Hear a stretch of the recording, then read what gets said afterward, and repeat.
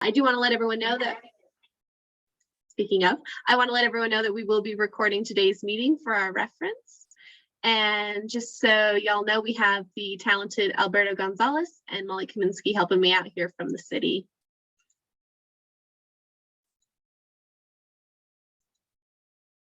All right, so I think most folks know our kind of virtual meeting guidelines, but just so you all are aware, please mute your audio when you're not speaking.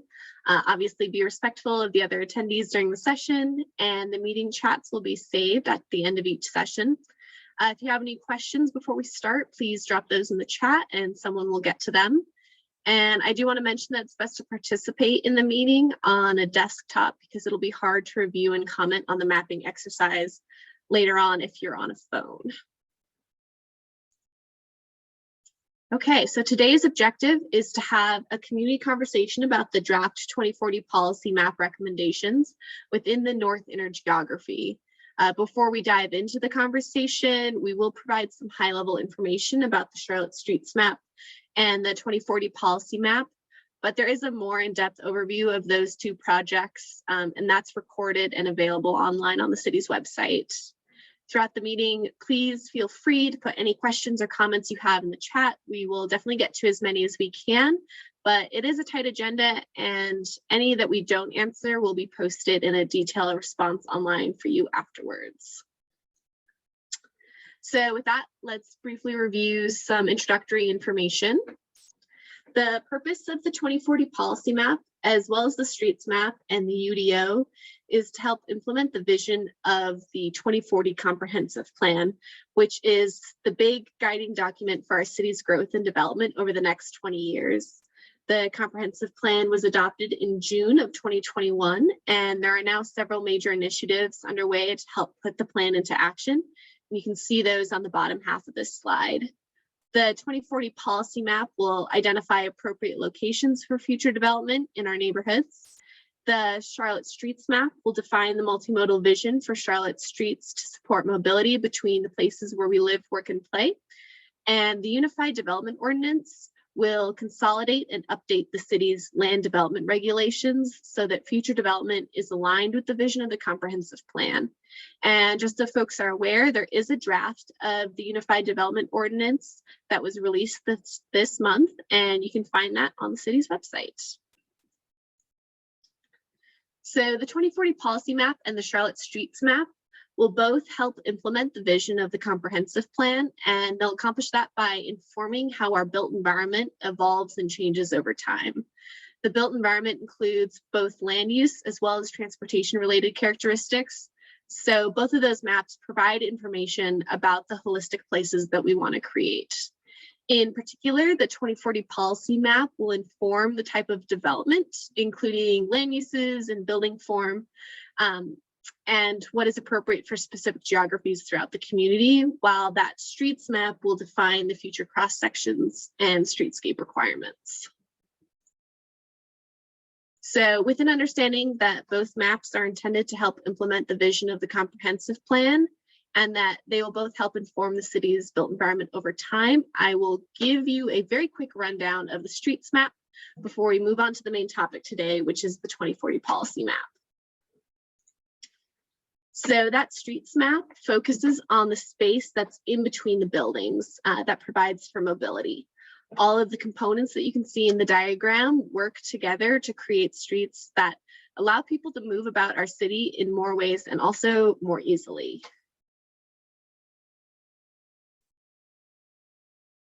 Oh, I think I might have missed a slide.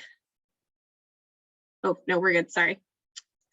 So the streets map is the mapped vision of the multimodal street network, and that's based on council adopted policies over the last couple of years. And it's currently in a draft state, and we want to remind everyone that you can go online to review and provide comments on the streets map, along with the policy map through November 14th. In that online platform, when you click on one of those arterial streets, there'll be a pop-up that includes information about the cross section and other stuff that you can review. And then you can make comments on as many streets as you're interested in. There are more detailed instructions for how to review and comment on the map at charlotte.me/CLTfuture. And today we're going to be focusing on the 2040 policy map. But if you do have any questions or comments on the streets, please feel free to put those in the chat and we'll pass them along to that streets team who will post responses on the project website. So to dive into the main topic, the policy map is a companion document to the comprehensive plan, and it will translate the plan's vision and policies to specific geographies in the community. The policy map aims to provide a comprehensive and citywide direction for accommodating Charlotte's projected growth, while also protecting features that are important to residents, such as the natural environment and the established neighborhoods that make Charlotte really unique. The mapping effort will also ensure that we align future growth with infrastructure capacity. So based on the community guidance throughout the comprehensive plan process, we know that we need to grow in a way that is equitable for all. We want to make sure that we don't repeat the mistakes of the past and that we provide access to those who have been historically underserved. Since the objective of this mapping effort is to evaluate and balance citywide needs and opportunities, the policy map will not provide parcel-specific or really block-by-block analysis. That level of analysis will occur in the community area planning process that will take place after the policy map is adopted. So you're going to hear us talk a lot today about place types. Place types, if you are not as familiar with the comprehensive plan, are a classification system to organize patterns of development. So they are more high level than just the details of a zoning district, and they're also more holistic than just land use.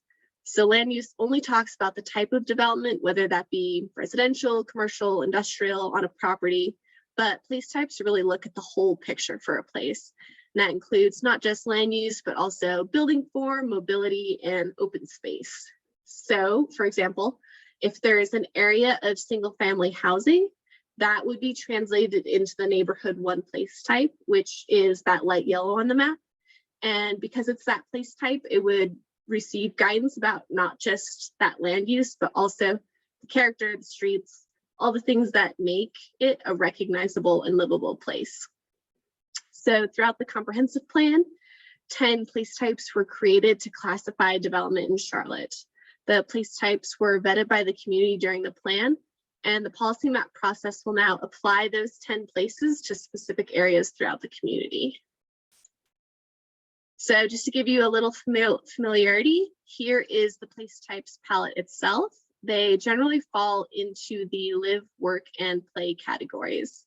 So under live, you have 2 types of neighborhoods. The light yellow is neighborhood 1, which is mostly single family areas, whereas the darker yellow / orange is neighborhood 2, and that includes things like townhomes, apartments, fourplexes, that kind of thing. We also include parks and preserves in that live category. Next is the workplace types, which include commercial areas, campus areas, which might be a university or a hospital campus, innovation mixed use, which is mixed use that includes housing, but also employment, like manufacturing, studios, research, retail, oftentimes like an art component or a brewery would be found in an innovation mixed use area. And then manufacturing and logistics, which is a pretty fancy word for a variety of industrial uses. And then finally, there are 3 categories of play place types, which really just are mixed use centers. So at the small scale, you have a neighborhood center, which is really walkable and provides services for people in the immediate neighborhood. Then the larger and more dense center would be a community activity center. And then finally, the largest and most dense center, which has a really regional draw and brings people in from around the city, is classified as a regional activity center. So that would be like Uptown is your classic regional activity center. All right, so with those 10 place types in mind, what we're looking at today is the first draft of applying these place types to specific locations in Charlotte. And this process happens in 3 steps. The first step was to translate the existing development that's on the ground today into place types. So it's that translation of the single family housing area into neighborhood 1. The second step was to translate the city's adopted policies and area plans into place types. This step shows how Charlotte would grow if we did nothing different and if we didn't map the comprehensive plan policies. This basically showed us what the city would look like if we continued with business as usual. And we're going to call this the adopted policies map, but I just want to remind everyone that it doesn't include guidance from the comprehensive plan. It's just mapping those pre-comprehensive plan policies. And then the third step built upon that adopted policies map and revised it to reflect the comprehensive plan policies. So by building off that previous step, it doesn't erase any of those past planning efforts that are still really valuable to our community. And instead it respects what's working and only revises the shortcomings that fail to address the city's current and future needs. So there were several data inputs used in each of those three mapping steps. And for the sake of time, I'm going to touch on those as we walk through the policy map recommendations in this area. So this is the North Inner area. It's just northeast of Uptown. It's generally bounded by the 277 loop, as well as Interstate 77 and 85 and West Sugar Creek Road. It includes really good access to the Red Line and the Blue Line, and also includes Camp North End. So as I mentioned, the mapping approach began by translating what's on the ground today and what future place types would look like without the comprehensive plan. So the first step in developing the policy map was again to translate what is existing in this area into those place types. This translation was based on existing land use data and development patterns. So you can see here in that light purple is that industrial mixed use Camp North End area. There's also significant areas of manufacturing and logistics in the dark purple. There's commercial, which is that red color along North Graham Street and North Tryon Street. And also adjacent to the railroad tracks there, you can see a lot of those uses. There's also some small single family neighborhoods, which is classified as neighborhood 1 in the light yellow, and some more dense neighborhoods like apartment buildings, which is classified as neighborhood 2 in that orange color. And those are along the major corridors primarily. So the second step in the mapping approach was to translate the city's adopted policies and existing entitlements into place types. This translation was based on a couple of inputs. First is the future land use recommendations for areas that have area plans adopted since 2010. And that provided guidance for a little less than a third of the city. So there are a lot of areas of the city that weren't benefiting from an existing area plan. So for the remaining portions of the city that left over 2/3, the adopted policy map was informed primarily by the zoning. And you can see how the place type assignments change between the existing development and the adopted policies map on the right side of the slide. You can see that most of the vacant and parks land was changed to neighborhood 1 or manufacturing and logistics, as it wasn't previously protected by any policies before the comprehensive plan. And again, this map reflects how Charlotte would grow and change if we didn't implement recommendations from the comprehensive plan.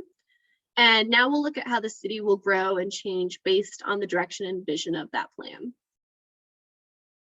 So the 2040 policy map revised the adopted policies map that we just looked at by applying the new policies and the updated vision from the comprehensive plan. Some key policies applied were from the equitable growth framework, which uses mapping and data to try and improve access to housing, jobs, and goods and services. The equitable growth framework also aims to mitigate environmental justice impacts. Other key policies from the comprehensive plan were aimed at protecting community assets, such as established neighborhoods, parks and preserves, and manufacturing sites, which provide good and diverse jobs for the community. So on the slide here, you can see how this area measures in terms of providing access to housing, jobs, and goods and services, those equitable growth framework measurements. The areas outside of the black hatches are those that lack access. So you can see in the maps on the left that this area has pretty good access already, And so we didn't need to recommend as many changes from the previous map to address inaccessibility. However, this area is impacted by environmental justice issues, which usually include single-family areas that are adjacent to industrial or major transportation infrastructure. So in the map on the right, areas outside of the black diagonal hatches are impacted by environmental justice. The place type mapping effort tried to find opportunities to buffer and create transitions to reduce the proximity between neighborhoods and those heavy industrial uses or major transportation infrastructure. However, we will say that opportunities to provide buffering or transitions are pretty limited in this area based on the level of build out and existing development, which makes those buffers really hard to retrofit. So other tools outside the place types will definitely be explored to help address those inequities. So the other key policies from the comprehensive plan were aimed at protecting community assets, such as established neighborhoods, which you can see in the light yellow, parks and preserves, which you can see in the green, and manufacturing sites, which are that purple. And those provide really diverse jobs for the community. The areas highlighted in blue show what would have not been preserved if we didn't implement comprehensive plan guidance. So you can see that a lot of parks and existing neighborhoods in particular are being preserved here based on those plan policies. The percent change in these place types is on the right side of the slide. And from here, we're gonna just flip back to that full 2040 policy map and give you all a second to review the percentage changes on the right so you can see how those plan policies led to growth in some place types and decreases in others. I do want to note that there's a decrease in regional activity center here, which happened in this like far southern area near Uptown. That became a mix of light industrial jobs and housing, which is that light purple, which we call innovation mixed use. It's one of the few areas in the city that has that mix of uses, so it felt important to like preserve and expand those uses there. I also want to note that Camp North End is in this map being considered a center in this draft version of the map. So we certainly want to hear from folks about that. And then finally, a lot of the commercial areas, which is that red, are envisioned to transform into more mixed use places, such as that light innovation mixed use. All right, so now we've had a second to kind of look at this and absorb a little bit. We've got some polling questions. But first, I just want to highlight what the place type recommendations mean for this area in terms of attracting new housing units and future jobs.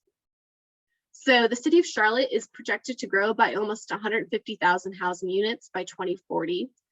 Given the place type recommendations within this area, it would be projected to capture about 900 of those housing units, or about 1% of all new housing units citywide. And this has a lot to do with how built out this area is already. In terms of new jobs, the place type recommendations within this geography will bring approximately 3,800 new jobs, which is about 2% of the almost 200,000 new jobs, which are projected for Charlotte by 2040. And again, because this is one of those inner areas, it's close to Uptown, it's fairly built out, and that accounts for that lower growth rate. All right, now that we've walked through the 2040 policy map, we'd like to get your feedback on how to improve the mapping approach. So the objective of this conversation is to collect feedback on the current steps in the mapping approach, as well as prevent potential revisions to the approach.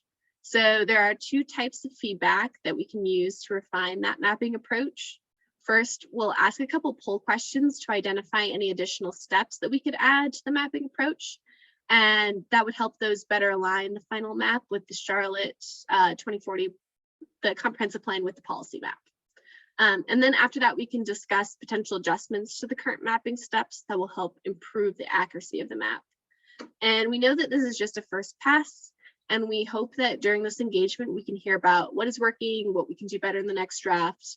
And again, I want to note that because this is a citywide map, we need to balance those long-term needs and opportunities And we want to avoid the super parcel specific or block by block changes and kind of stick to revising that overall approach so that we can be consistent in how place types are mapped across the city and so that no one area gets special treatment.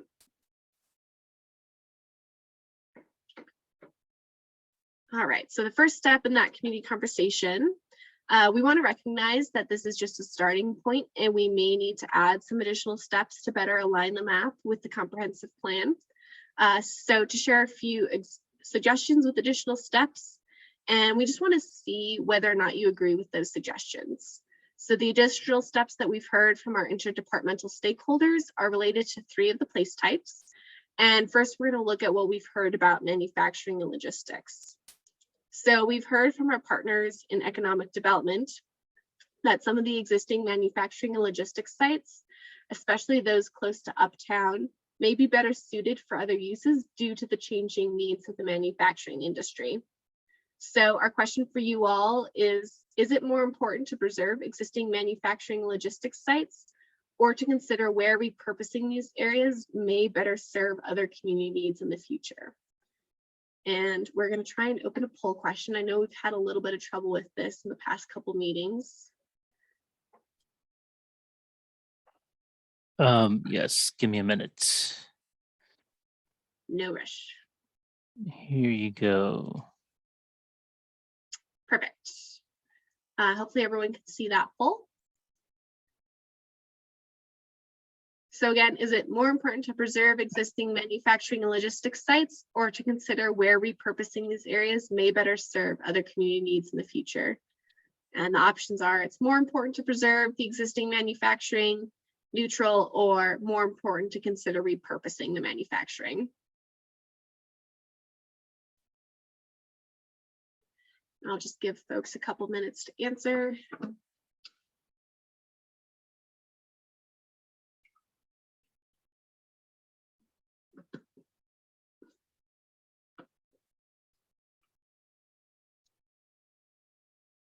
We're also a small enough group, so if anybody wants to come off mute or turn on their video, feel free to do so.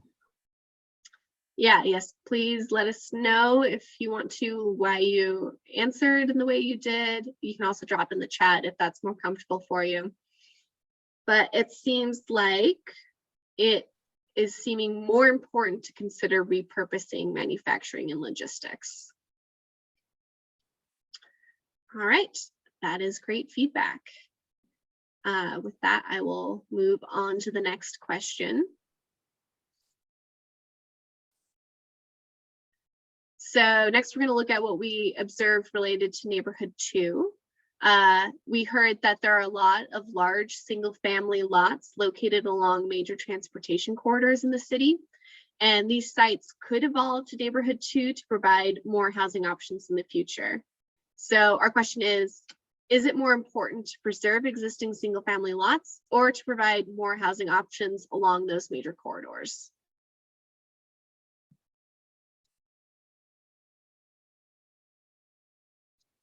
I'm glad the polling is working today because apparently it has not been recently.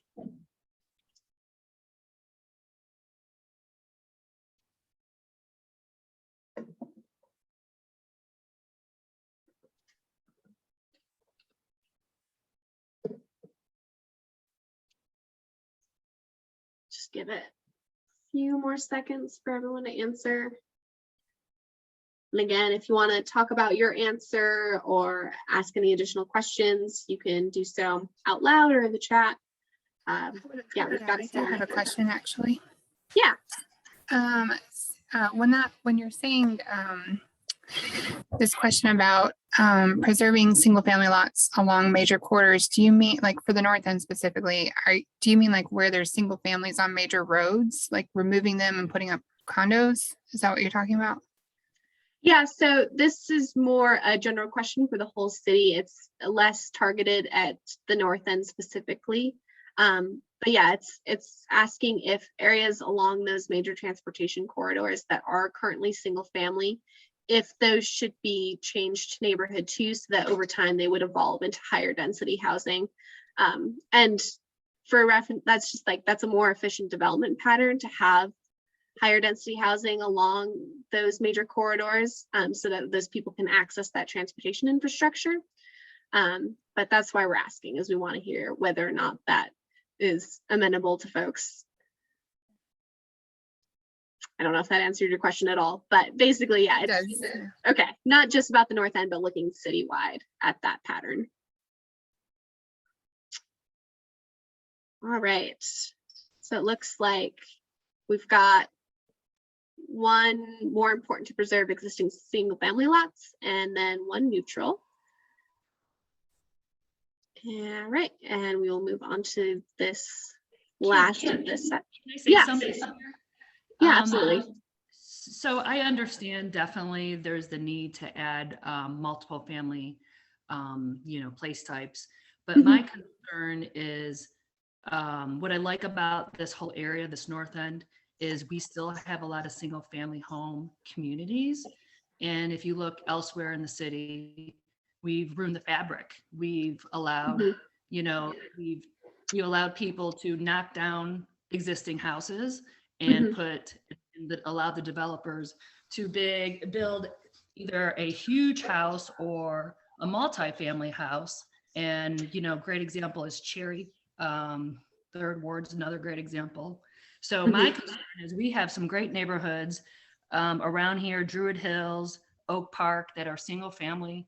And, I think we need to be careful of that, because if we allow, the place type 2, you're going to start developers that are going to buy up these houses, tear them down, and put townhomes. They're going to try to maximize. So I think if we're not careful about what we do, this whole area is going to end up looking like the rest of Charlotte, and it just ruins the fabric of the whole neighborhood. So that's my concern is, I know we need to increase density, and I think there's places that we can increase density, but we have to look at the fabric, because this area is starting to get gentrified already, and we need to be very careful of that for the people who have lived here for a long time, and we don't need their communities being destroyed by, people who can come in and, easily afford $700,000. It's not fair. Yeah. All right. That's really good feedback, and we appreciate it. So it sounds like the concern is really specifically for these north end neighborhoods that have a lot of that existing fabric and character that are important to residents here. Yeah, we really appreciate you mentioning that. Thank you. Yeah. And just so everyone knows, we are going to compile all of these polling results and definitely use the feedback we see and hear in terms of how we revise for this next draft of maps. Okay, so looking here at the commercial place type, what we've heard from some of the folks in the planning department is that a lot of the existing commercial development throughout Charlotte does not align with the comprehensive plan's vision for walkable and integrated communities. So the question for you all is, how important is it that commercial places in this community planning area evolve into neighborhood activity centers? And just to remind everyone, those neighborhood activity centers, that's the smallest scale of a mixed use center. So it'd probably be like 1 to 3 story mixed use or commercial buildings that are just designed to be super walkable and just serve that existing surrounding neighborhood.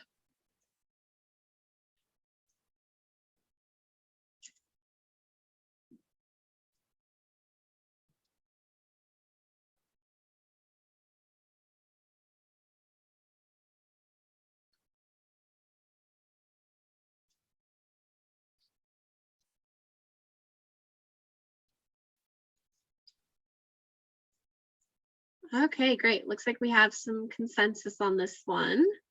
Seems like it's on the important end of the spectrum here. Did anyone have any comments about this question?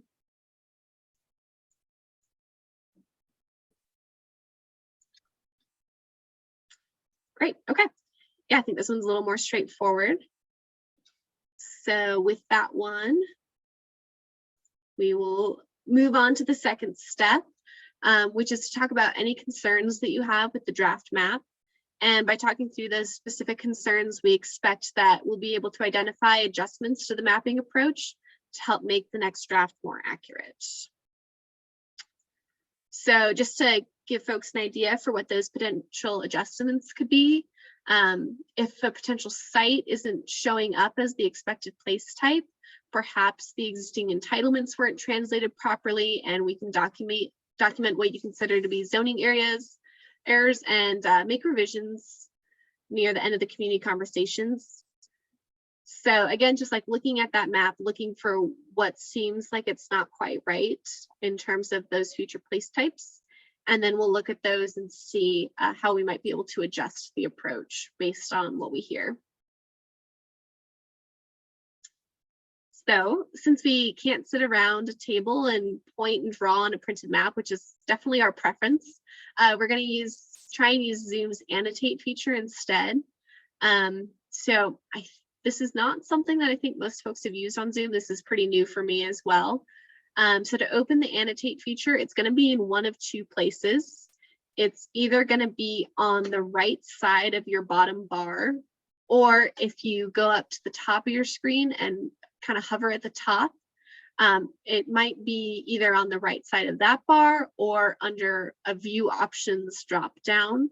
And then a couple of options down should be the annotate tool. So definitely let me know if you're having trouble finding it. After you click on that annotate button, it should pop up a little like option bar, and then you can select the stamp tool. We're asking that folks use the heart stamp on the map just because it's much easier to see.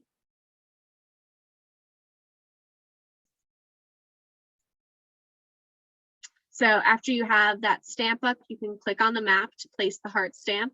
And if you need to fix or remove a stamp, you can use the eraser tool or click the mouse button to get back to your normal mouse. So we'll pull up the map in a second and give everyone a chance to place their stamps on areas that they want to talk about. And again, we're just using the heart because it's easiest to see. Placing a heart stamp somewhere doesn't necessarily mean that you like the way that area is mapped. It may just mean that you have some concerns or you have a question. And after everyone has placed their stamps, we'll save a screenshot and then discuss them and like areas that people highlighted on the map. So if anyone's having trouble finding the annotate tool, let us know. And again, since this is a small group, definitely feel free to also just drop in the chat or unmute your microphone and tell us which areas you want to talk about. All right, here is the north inner area. So feel free again to put stamps on spots you want to talk about, or just let us know verbally or through the chat.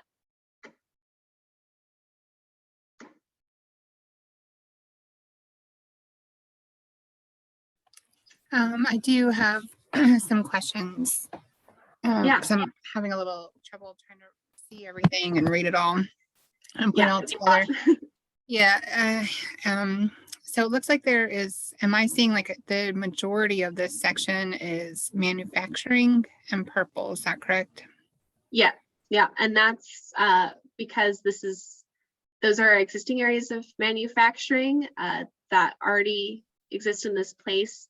And we had that policy guidance to preserve those areas since they provide jobs.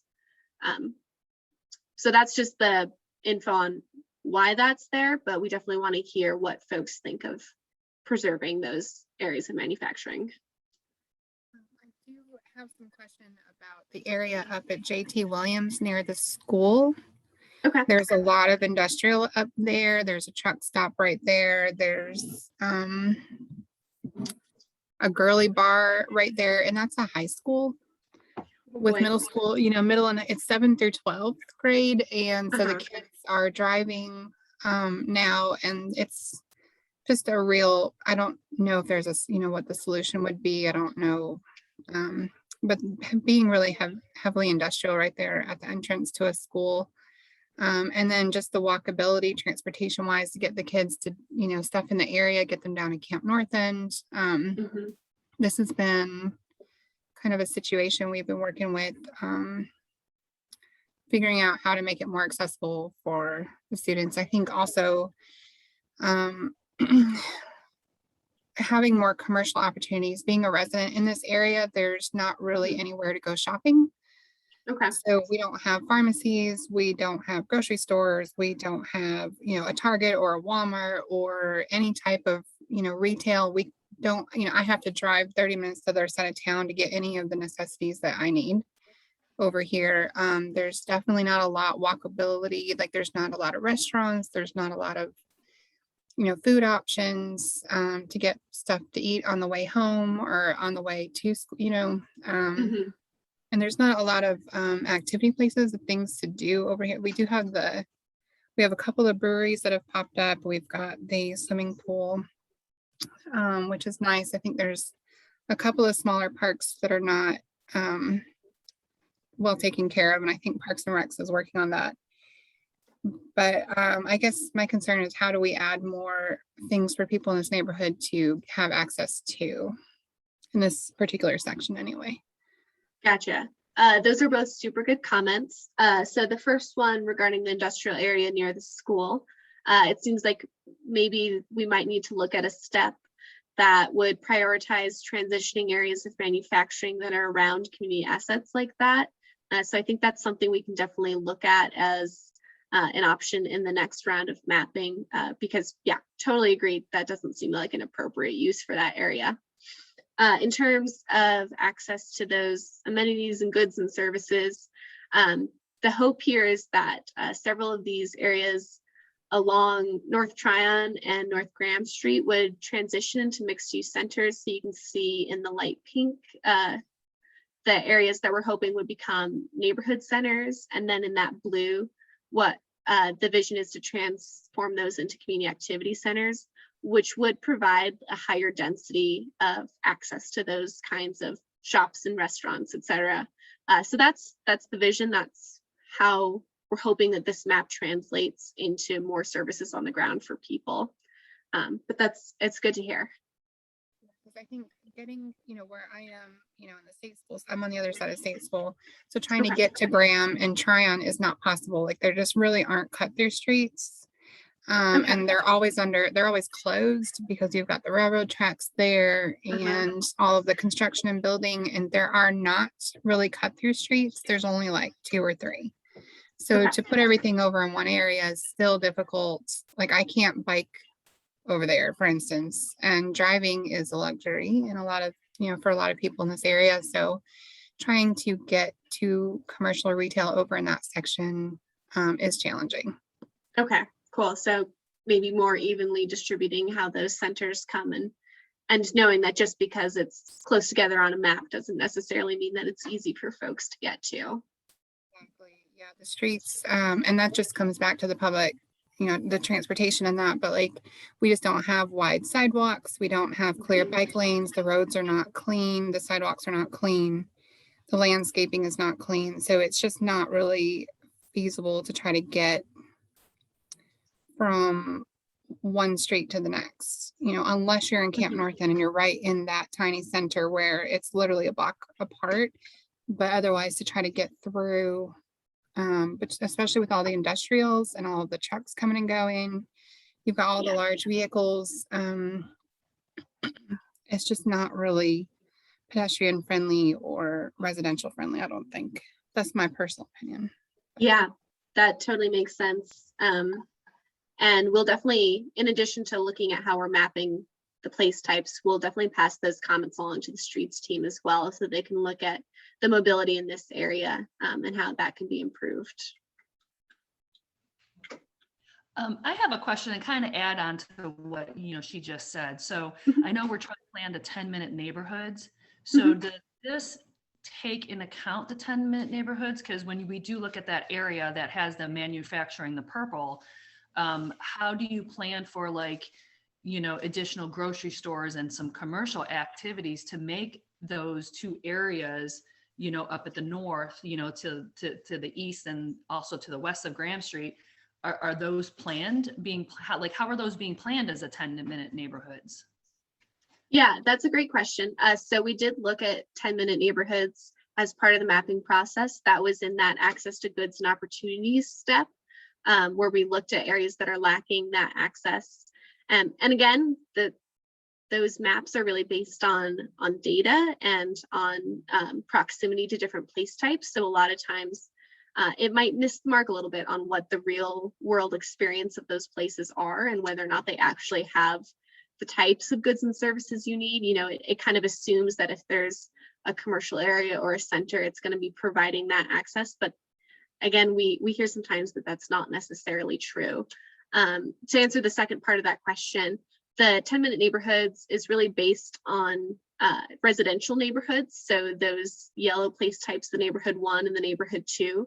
And it doesn't really account for the services in a manufacturing area and really focuses on whether or not the residential neighborhoods themselves where people are living, whether those have access to goods and services. So for example, in an area like this, we would look at those yellow areas and say, all right, what is the physical distance between this area and say a center or a commercial area? And, you know, if we're in like half a mile, we would consider that a 10-minute access to some type of good and service. But again, what we hear from people sometimes is, even though it looks like there's access on a map, that's not necessarily the real world experience of that place. And so that's why, you know, we have to go into these communities and ask you guys if that access actually exists. And it sounds like in this area particularly, it maybe doesn't. And so that needs to be revisited in the mapping. Yeah. Thanks for the explanation. That makes sense. Yeah, I do believe that, you know, like it was indicated, it is difficult to get to certain areas and things being blocked. So, you know, if we take each of these neighborhoods and try to examine them and try to make them, you know, as much of a 10-minute neighborhood that we can, because yeah, there is lacking depending on where you live. You have to travel kind of far just to get to a grocery store. Yeah, totally agreed. So hopefully this can be a tag team effort between us looking at this area and mapping more commercial and more centers. And then also the streets team looking at this area and making sure that those streets are accessible and there are good multimodal options. And again, I don't want to overpromise and just say like, oh, we're going to put a center here and here and here, but that is like a step that we can look at in the overall mapping approach of how we can make sure that areas that might seem like they have that access actually do. Yeah, excellent. Thank you. Mm-hmm. Yeah, absolutely. All right, so we've heard from a couple folks. Was there anyone else who wanted to chime in on the map? We are doing good on time, so happy to keep answering questions as much as needed.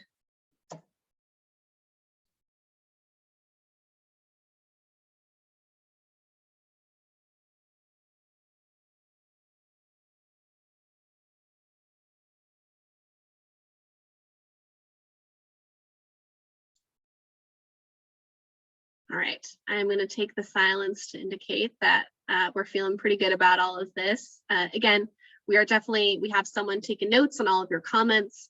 Everything's going to be reviewed. We're going to post responses online and also pass any comments to the streets team that are needed for their work.